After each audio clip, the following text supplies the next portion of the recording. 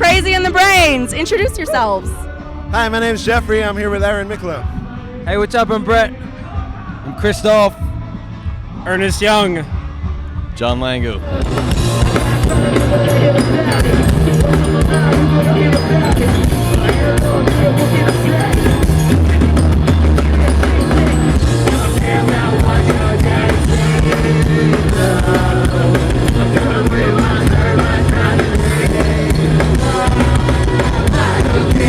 You guys were so awesome today. Yeah. You have so much stage presence. I love it. So you guys just released a new EP that was produced by Pete from the Bouncing Souls. Can you talk about what inspired those songs and the process of making it? That was actually our set. We actually recorded a full-length album before that, and it was like a compilation of stuff that we were working on for a long time, and we kind of like spent a lot of time on it, and we got like bored of it, so we decided to just fire out like 5 quick songs, and they turned out to be like more, just kind of more emotional, more energetic. Like there was like less like overthinking with those songs. You know what I mean? Yeah. They were just straight from the heart. You know, and I think that EP, I think that EP is like some of my favorite music we put out. It's the best shit that we've done so far. Watch the language. It's alright. We can swear here. It's an adult show. And Pete is a beautiful human being. He's a great friend of ours. He produced it. He just had a baby. God bless. Oh yeah, Pete had a baby. Oh, that's Shout out to awesome. Pete's family, Little Lux. And yeah, it's. So what was it like working with Pete? Like, what's the process of how he kind of guided you guys producing that? He is the best person we've ever worked with when it comes to recording. He kind of just inspires you and kind of motivates you to be the most you can be. You know what I mean? Like, he's the best. Like, he's awesome, super motivating. Like, he's great. That's awesome. Yeah. Yeah, he certainly has a lot of experience to offer to, bands like you guys that are kind of in the beginnings of your Jeffrey has career. something to say. Just to be surrounded by his Marshalls and all of his guitars. He let us use all of his guitars. Oh my God, He's like- that's awesome. There was a guitar part where he's like, use this specific guitar. I don't know anything about guitars because I play the xylophone, but Ernest, he just is like, you got to use this. You got to try this, and it was the perfect sound. He just knows what he's doing, man. Yeah. He's a great dude. Yo, he also grew up in Jersey, and he wrote songs singing about quick check and shit. And like, we sing about snack food. We grew up in Jersey. We know what the beach is like. We know you gotta work for summer in Jersey. You gotta deal with that harsh ass winter. Yeah. So like, he gets us on that, like, on a primordial level. And like, he just nails it with the production, with the suggestions, using his gear, using everything. It was great working with him. Yeah, I mean, I've never been to Jersey, but it seems like the people that are from there, it's like a special thing of the scene there and just the lifestyle. Yeah, you gotta come visit. It's good. It's a good time.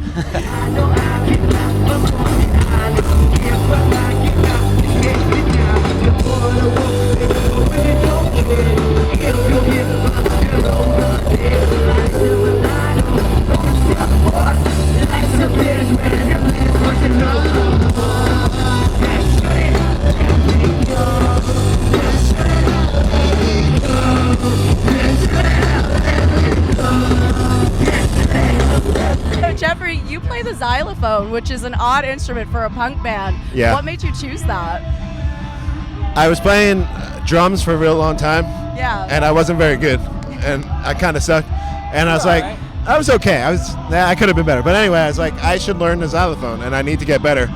And Chris and I were just starting this new project. It's like, how about I play a little xylophone so I can practice? Because I really need to practice. I had no idea what I was doing. And now I kind of know what I'm doing a little more, but I don't know. I happen to own one because I stole it from the high school I went to. Nice. So, yeah, that's kind of what happened. I just owned it, and I said, let's fucking That's play the awesome. xylophone. It's definitely unique, and I think it adds something special to what you guys are doing because you just don't see that out there. Yeah. I always say I could do what I do on piano, Yeah. but like, this is lame, and this is cool. So I'd rather bang the shit out of something. For sure. So you guys actually started out as a two-piece playing open mics in Manhattan. What went into the decision to add more members, and how did you guys meet? Well, we met in grammar school. Well, we grew up together, me and Jeff. So we've always known each other, been best friends. Well, I met Jeff. Jeff was crying outside of the apartment. We were in because we were studying music, and I met him. I was looking for a cigarette. I was drunk. It was like 4 o'clock in the morning. Jeff's outside crying. And he's got like a puddle of tears around him, and we just start talking. We talk about like Richard Hell and stuff like that. And that's how we met. And then you brought me a mixtape and you slipped it under my dorm room door. Oh, did I really? Holy shit! Yeah, because I was trying to get a band together. But yeah, so then we started playing, and we've been doing it for fucking 7 years now. Well, and how did you guys meet to join the band? I knew Chris's brother from high school, and then after high school, we all started hanging out. Their band started playing shows, so we ended up at shows. So I was friends with them way before I ever thought of joining the band. Then it was like, yo, let's play music together, and it happened. That's awesome. Right around the time that Crazy in the Brain started being a full band, I had an old band that's still active but not very much called They Live, based on the John Carpenter movie. And we played our first couple of shows together, which was awesome. So we started out together around the same time in Jersey City, and then a couple of years back, it just sort of all fell into place.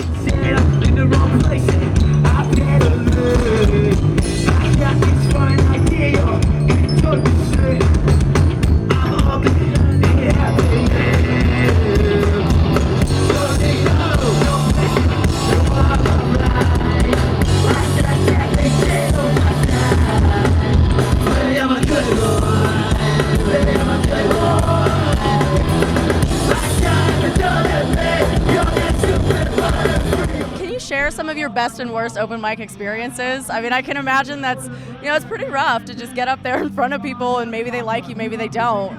Yeah, we started in the open mic scene. That's how we learned how to write music, and that sort of shaped why we are the way we are. You know what I mean? Like, we went up there not really knowing what we were gonna do. We just had this idea that we wanted to do something different within the punk rock world, because while this is our home, you know what I mean, the punk rock movement has influenced our lives. Like, we wanted to do our own thing with it, you know what I mean, not just kind of like continue what's already been done. So the open mic scene was like the place to do that. It's like you get 8 minutes, you literally can do whatever you want to do. People got up there naked, just like reciting poetry. There's dudes that go up there. There was that one guy, remember, he shut off all the lights, and he's like, everyone close their eyes for the next 8 minutes. We did it. He takes out a bop it, which is, I don't know if you guys remember this, but it was a toy, like a little kid's toy, like it makes sounds, the bop pull it, it, slap it, and he just did that for 8 minutes. That was his art, you know what I mean? And then you get some really prolific songwriters in there, you know what I mean? Like, it's, if you're down to be there at the open mic from 7 to 3 in the morning, and it's just all music, all performance, like, you're gonna see some really awesome shit, and you're gonna see some terrible shit. And both of those things influence our music and everything, you know what I mean? And what's some of the worst things you've seen? This isn't one of the worst things we've seen, but the first time we played an open mic, Chris was like, hey, we got a show. I was like, sick, we got a show in New York. So I brought, not even a xylophone, a marimba from school, which is like the size of a Volkswagen Beetle. Oh, shit. And he's like, we got a show. And then I find out it's an open mic and we're playing 2 songs. And I was like, why did I do all? What is this? Yeah, we came into the scene really not. We came into the scene. Jimmy Percy. We didn't know what to expect, you know what I mean? We just threw ourselves into it, just being ourselves, and that's the same thing we do here, you know what I mean? We don't think too much about it. We just be who we are, and you like it, you don't, you know?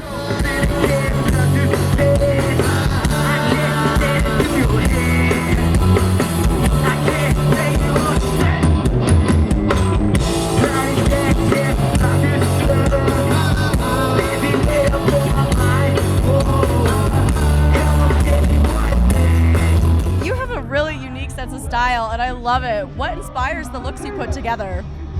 I mean, the style is all the same with the music, you know what I mean? Like, we just try to be us and not follow trends and whatever. Like, I mean, the code is just all countries and cultures that inspire me, or places that I've been that have left a mark on me, you know? Yeah. I mean, this is just how we like to look, you know? Like, We like to dress up.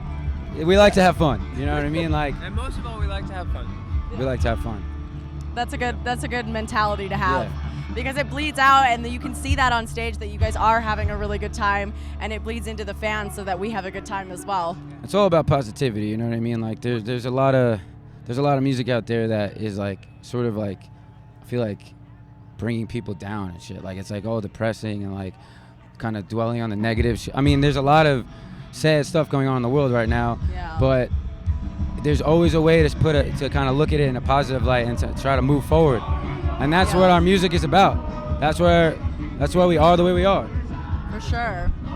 Yeah, I think coming up in the open mics, not having to like have a strict set, and then the outfits and the xylophone, it's all about freedom, like personal freedom.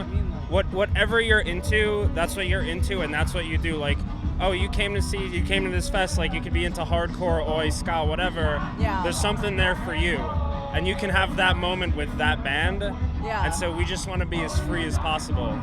And that's where we come from, and that's what we do. Freedom, baby. That's amazing. Freedom.